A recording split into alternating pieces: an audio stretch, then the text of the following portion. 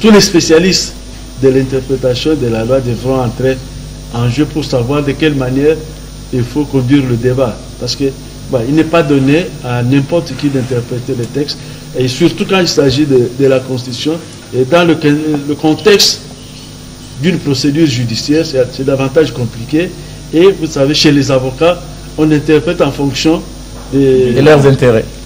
Des intérêts du client. Oui, oui. Et donc, chacun va tenter soit de sortir le client de l'enfer, soit de pouvoir le glisser dedans. Bon, nous allons laisser. C'est la première fois que ça va arriver dans l'histoire de notre pays. Depuis que le pays a accédé à la souveraineté internationale et nationale, très chers téléspectateurs, c'est le premier président de la République ancien d'être poursuivi devant les instances judiciaires. Alors, Kenina, mais cette procédure se passe pendant que Joseph Kabila n'est pas au pays.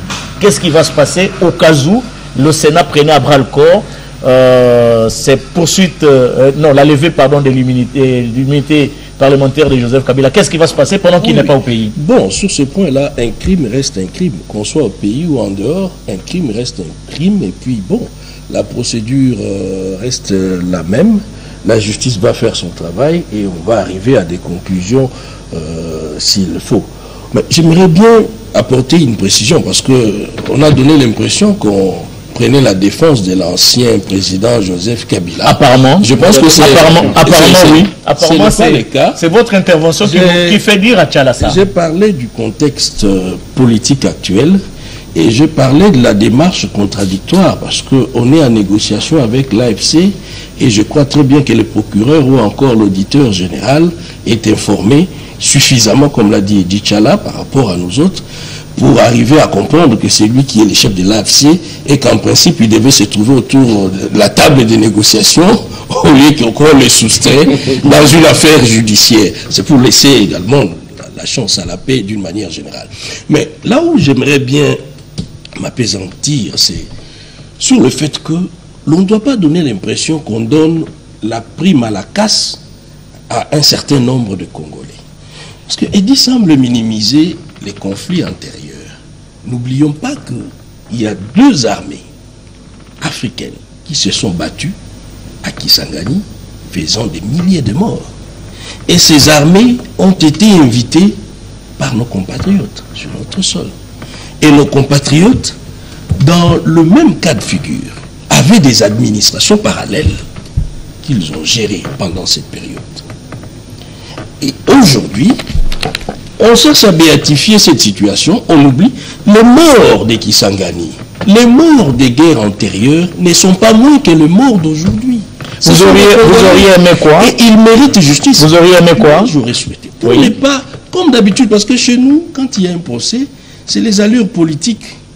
Pourquoi les allures politiques? Le procès... C'est parce qu'on a tendance à prendre la chose de l'autre bout. Oublions les origines. Attendez. En vous entendre parler, donc le procès qui se pointe de Joseph Kabila, c'est un procès politique. Je ne dis pas que c'est politique parce que le procès n'a même pas encore commencé. Mais moi, j'aurais souhaité qu'on prenne la situation dans sa globalité. Aujourd'hui, Joseph Kabila est accusé de crimes contre l'humanité, de trahison, de haute trahison, d'association de par les fonctions qu'il a occupées dans ce pays. De par les fonctions. Non, occuper une fonction ou pas. Quand on est criminel, on s'allie à une bande de criminels organisés, on reste criminel, qu'on soit ancien président, ancien premier ministre.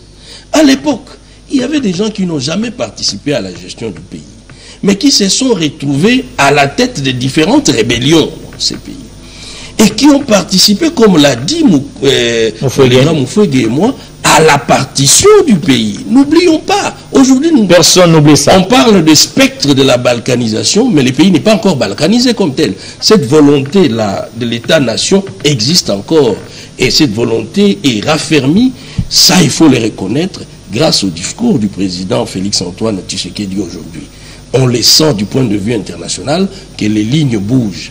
Mais s'il faut agir dans le sens d'une réparation, face à une injustice, face à un crime, il faut prendre les choses dans sa globalité. Si nous vous comprenons très bien, en dehors de Joseph Kabila qui est aujourd'hui sénateur à vie et que le Sénat demande, le procureur demande la levée de ses immunités, il faut remonter et prendre, par exemple, la rébellion du RCD et la rébellion du MLC, RCD-KML et les autres. C'est ce que vous voulez.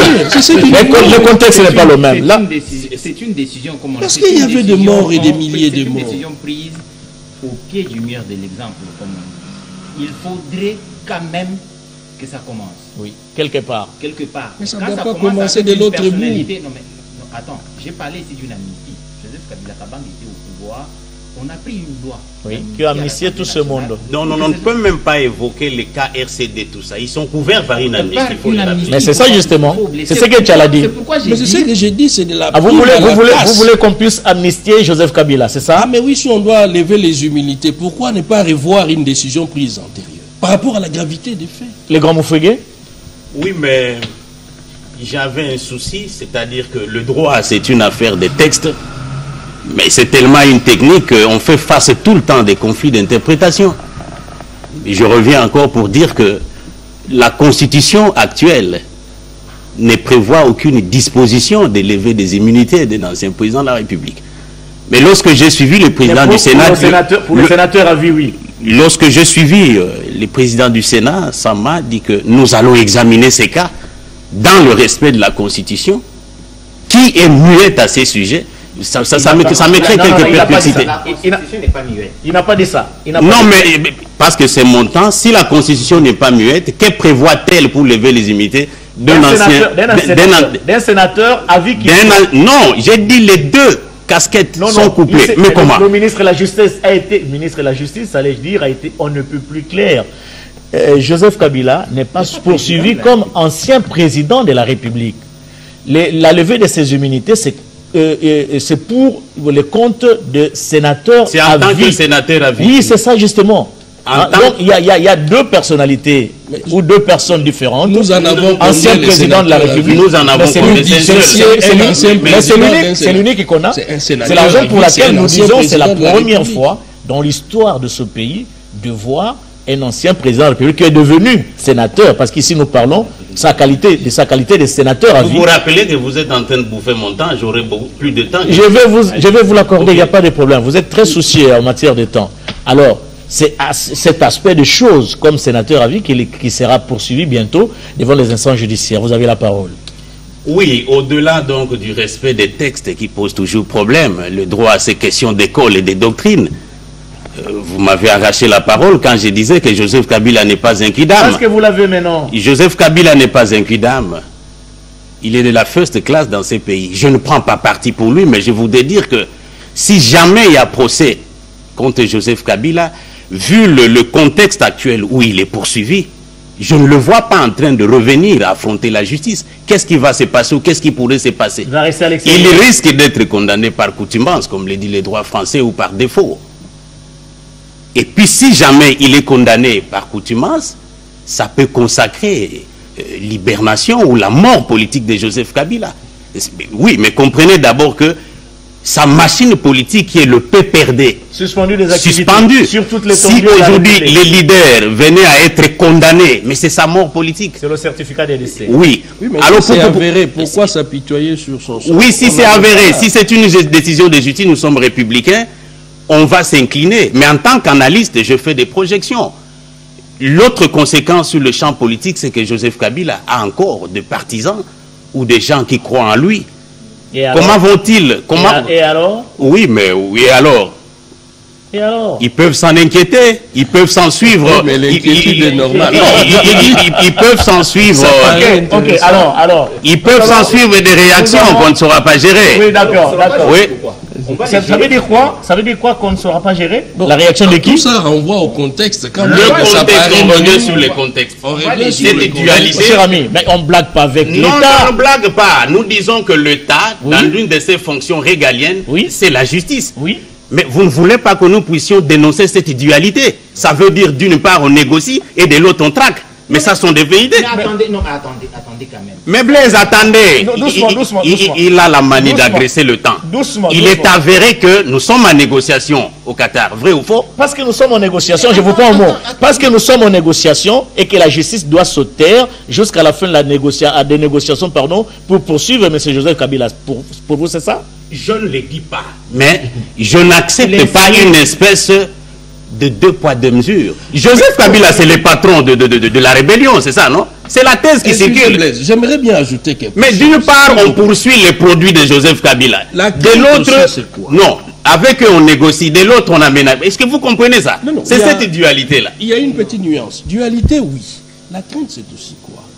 C'est que nous arrivions à terme à un verdict et que Joseph Kabila soit condamné par défaut ou par contumace et que par la suite, les négociations aboutissent pour arriver à un compromis politique qui va demander et passer tout simplement l'éponge sur ce qui s'apparente à des crimes graves. Pour que Joseph Kabila revienne. Cela créerait un précédent et porterait un coup dur à notre justice. C'est justement ça. Là. Ok, très bien, très bien. Laissons. Je voudrais quand même revenir sur le oui, on va clore,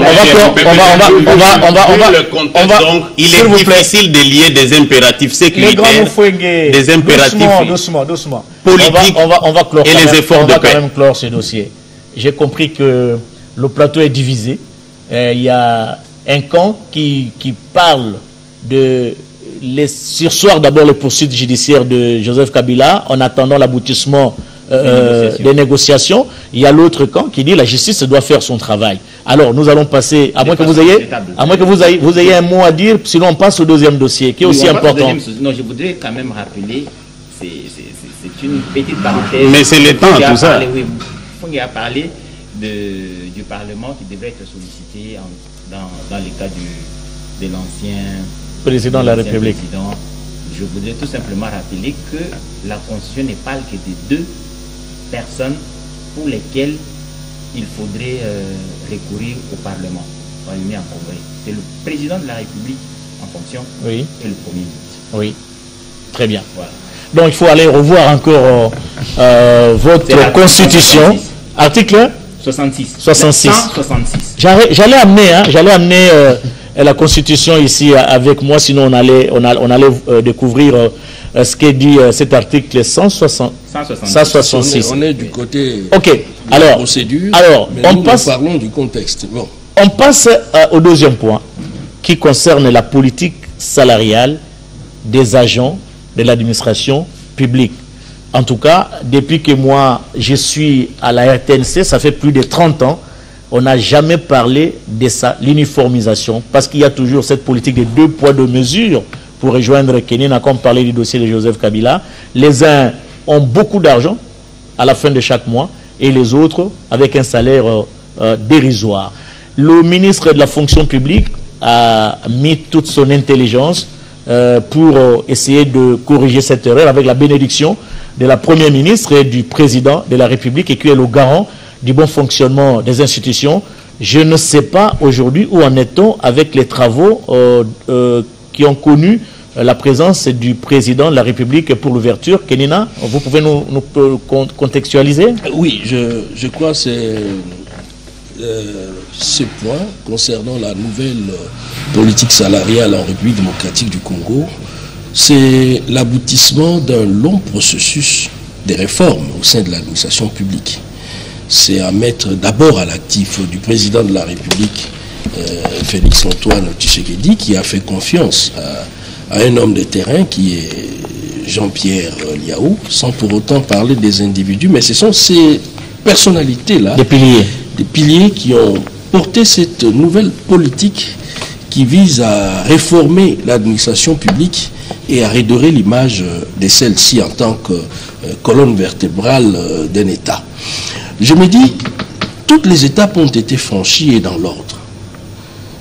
Jean-Pierre Liaou arrive à la tête de ces ministères de la fonction publique. C'est d'abord le répertoire de fonctionnaires de l'État, notamment la rationalisation des effectifs.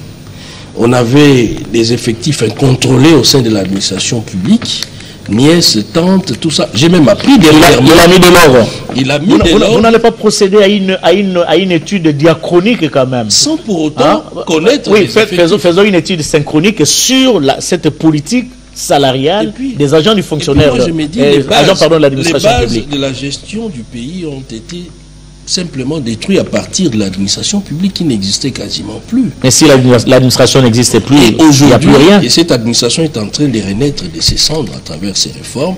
On a commencé à rationaliser d'abord les effectifs. Nous ne sommes pas encore arrivés à la fin de cette opération. Ça continue parce que c'est une Quand opération. tu dis nous ne sommes pas encore arrivés, ça veut dire quoi? Mais je suis concerné en tant que journaliste.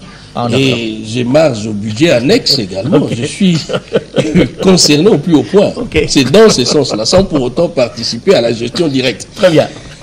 Je me dis, la rationalisation des effectifs, on est passé de là et on a franchi les caps de la régularisation de la situation administrative d'un certain nombre d'agents publics, les NU notamment. Ça posait également problème et ça faisait des ordres. Les NU, ce sont des nouvelles unités. Oui. Ça faisait également des ordres. Et là, la tempête s'est un peu calmée. Et bien ensuite, maintenant, on pense mettre fin aux disparités qui existent. C'est moi, je ne comprends pas. C'est ce qui favorise également l'exode de tout ça, des gens qui quittent les provinces pour venir à Kinshasa. Parce qu'on a comme l'impression que l'agent de l'État qui est à Mahagi est moins agent que celui qui est à Kinshasa ou encore dans les zones urbaines. Donc, c'était une très mauvaise politique qui a consacré pendant très longtemps l'injustice sociale. Et je pense avec cette nouvelle politique qui sera bientôt d'application, et c'est aussi ça la crainte. Est-ce que les travaux s'y poursuivent encore ou ça... Les travaux sont arrivés à leur terme et le rapport final sera remis au vice-premier ministre, ministre de la fonction publique, qui à son tour va soumettre au Conseil des ministres auprès du président de la République. Pour approbation. Pour approbation. Et je crois très bien qu'il y a une sorte de lueur d'espoir pour les agents de l'État et autres fonctionnaires. Avec raison. Mesdames Bouyal Mangal, un directeur qui est dans un ministère qui touche moins que un autre directeur qui est dans ce même ministère, c'est quand même un peu je vais dire quoi, injuste. Oui, mais l'injustice a été institutionnalisée. Parce que vous allez le constater, pratiquement chaque ministère a son barème. Déjà, la multiplicité des barèmes pose problème.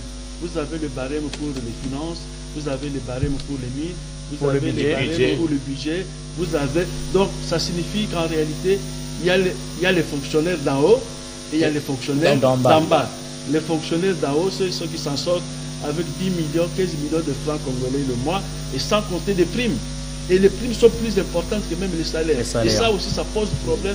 Vous allez le retrouver, que ce soit dans l'armée, que ce soit dans la police. C'est une injustice sociale. Mais une injustice institutionnalisée, je veux dire. Parce qu'il y a des textes qui ont été signés de part et d'autre par des ministres. Et chacun a voulu faire. Chacun qui arrive, il prend une décision sans tenir compte des textes existants. Parfois, les textes entrent en contradiction avec eux-mêmes. Et donc, dans une même administration, vous avez plusieurs administrations parce que vous avez plusieurs barèmes et donc vous avez plusieurs salaires. Et donc, l'administration ne peut pas être efficace dès lors que le personnel, il arrive que nous, le personnel, par exemple, de la RTC, lorsqu'on est tenté de payer, que vous rencontrez les agents du budget ou des finances, à la banque, vous avez honte. Oui. Vous avez honte par rapport à ça. C'est pas normal. Nous ne pouvons pas être dans un même état, dans une même administration, en train de rendre le même service, avec les mêmes types de diplômes, avec les mêmes grades, et vous avez une disparité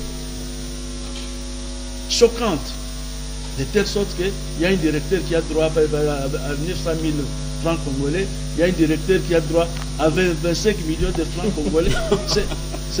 Ça vous fait rire? Alors, vous êtes tous le même directeur, vous avez le même diplôme, vous avez fait les mêmes universités, et je me dis, fallait-il attendre autant de jours pour réaliser que l'élément de contradiction, lorsqu'on veut bâtir une nation, l'élément de base, c'est au niveau du traitement.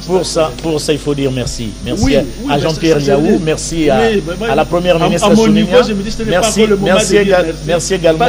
C'est déjà un bon départ. Merci également au président de la République. C'est vrai. Oui. Mais je vais vous dire que déjà il y a 30 ans, en 1996, le ministre Tchipassa, ministre de la fonction publique, déjà s'est battu sous le gouvernement Kembe. Nous étions déjà à la RTNC. Bien sûr. Oui. L'objectif c'était quoi? La maîtrise des effectifs. Mais à l'ère de l'informatique, à l'ère de la numérisation des données, 30 ans après, doit-on encore continuer à maîtriser ces effectifs? Il y a un problème, il n'y a pas véritable échange d'informations. Parce que les mêmes éléments, souvenez, il y a 2-3 ans, l'IGF est passé par la fonction publique, a relevé beaucoup d'incohérences. On a vu qu'il y a des musiciens qui sont payés au ministère de la Santé, alors que des médecins ne sont pas payés. Et donc, sérieux? Oui. Alors ça signifie qu'il faut véritablement mettre de la cohérence. En ce moment, je me pose la question, est-ce que le ministère du Plan fonctionne? À quel niveau se pose le problème de la coordination? Est-ce au ministère du Plan? Est-ce qu'au niveau de la primature? Parce que la même question ne peut pas revenir tout le temps. Comment on peut... Parce qu'il y a cette politique de la table rase. Quand un ministre part, l'autre qui vient, il recommence à zéro pour des intérêts parfois égoïstes. Il n'a pas terminé. Il n'a pas terminé. Mais j'excuse beaucoup. Attends, doucement. Qu'il termine. Sur ce point-là. Qu'il termine, vous gardez votre calme. Vous allez vous aurez la parole. Quand on est un gouvernement, il y a quand même la coordination des données. Et pour un gouvernement qui se réunit pratiquement chaque semaine, chaque vendredi, qu'on ait attendu près de 30 ans pour pouvoir... Non, ce n'est pas ce gouvernement qui a fait 30 ans. Ce gouvernement, nous saluons les conseils des ministres hebdomadaires. C'est une bonne chose pour faire l'évaluation des différents dossiers qui sont traités ou évoqués au niveau du conseil des ministres. Mais au moins, un des dossiers mortels, c'est justement au niveau de la fonction publique. Et quoi, je crois que le ministre de la fonction publique devait aller plus loin. S'il constate qu'il y a des incohérences, faire en sorte que les agents responsables de la manipulation de divers numéros matricules qui soient traqués. Pas seulement les traqués, qui se retrouvent aussi à Angenga, qui se retrouvent très loin d'ici. Oui, parce que c'est cela. L'État a été fragilisé à cause des actes que des individus sont tentés de poser tous les jours. Oui. Alors, donc, si ces gens-là peuvent laisser et continuer à être des collaborateurs de tous les jours du ministre de la fonction publique, on n'avancera pas. Au bout de 6 mois, ils vont de nouveau réintroduire. Saluons quand même les efforts, oui, les efforts fournis. Et pour qu'on en arrive à ce niveau d'une politique salariale des agents de fonctionnaires de l'État, de l'administration publique. Mais alors, est-ce que tout le monde est agent de l'administration publique, les grands Moufouigui? Bon, il faut commencer par saluer cette mesure-là qui s'apparente à une espèce de standardisation de la paye des agents et cadres dans l'administration publique. Ça tombe vraiment à pic Blaise. Hein. Et je me demande, est-ce qu'il fallait que le président de la République actuelle soit là?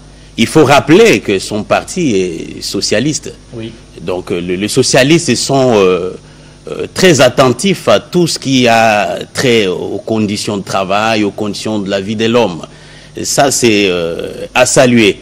Dans le même ordre d'idée, il faut saluer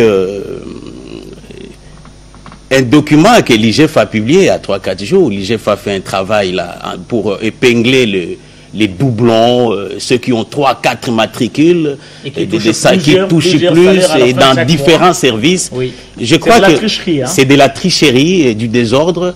Ça entre dans cette logique-là, ces soucis-là, de donner du sourire à tout le monde, presque au même niveau. Je crois que Médard a tout dit. Hein. Un licencié qui est à la RTNC ici gagne, je donne un exemple, $10. Le même licencié, il a dit, vous avez fréquenté la même faculté, la même université. Peut-être plus que lui. Il a même eu son diplôme peut-être avec 50, vous ici avec 80, vous avez $100. Puisqu'il est à l'OGFREM, lui a $1000, $1500. Le temps était venu de battre en brèche tout ça, de standardiser les choses de façon à donner du sourire à tout le monde. Ça, c'est vraiment à saluer. Mais quand est-ce que ça va se réaliser? Je crois que c'est Cédric qui a parlé. Le rapport sera donné au ministre. Mais il faut qu'on y aille vite. Je me demande, mais Félix Tshisekedi, qui est socialiste, c'est par là qu'il fallait commencer. Et cette mesure devait donner du contenu à la philosophie, les peuples d'abord. Mieux vaut tard que jamais. Mieux vaut tard que jamais, le président de la République l'a compris. Oui, très bien.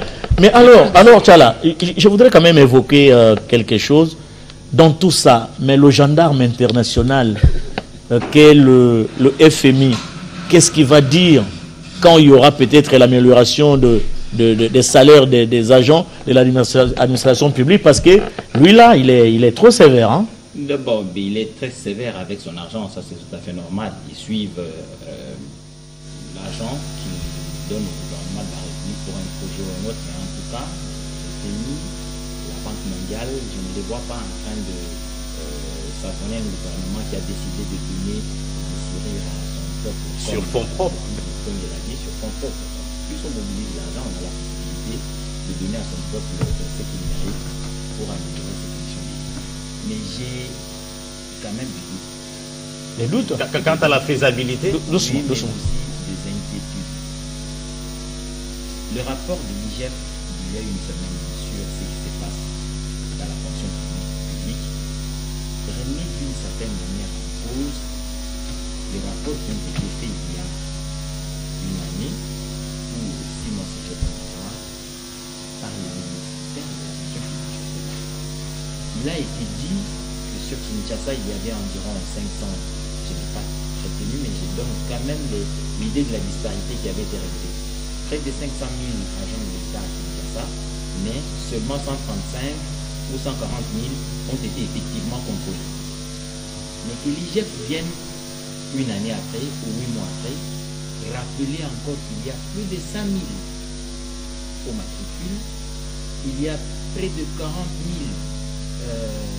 000 matricules qui ne sont pas corrects, mais qui perçoivent quand même de l'argent, et qu'il y a ceux qui pensent qu'ils sont à la mangeoire, au budget, aux finances, qui sont chargés de la paye, qui ont chacun 15, 16 salaires, que cela soit découvert encore par l'IGF, ça me laisse un peu perplexe. L'efficacité du travail qui avait été fait avant, la crédibilité, la certitude que c'est là. Franchement, Vous auriez aimé quoi? j'aurais aimé que le rapport actuel de l'IGF nous dise que le travail a été suffisamment fait à la fonction publique, le contrôle a été efficace et que l'on a trouvé à peine 2 ou 3. C'est informatisé. Vous ne pouvez pas expliquer qu'une personne contrôlée avec empreinte digitale, que 2-3 mois après, cette personne revient cette personne avec beaucoup de numéros matricules. Ça n'a pas été bien fait avant. Et que c'est maintenant Ou il y a eu ou alors il y a eu des complaisances.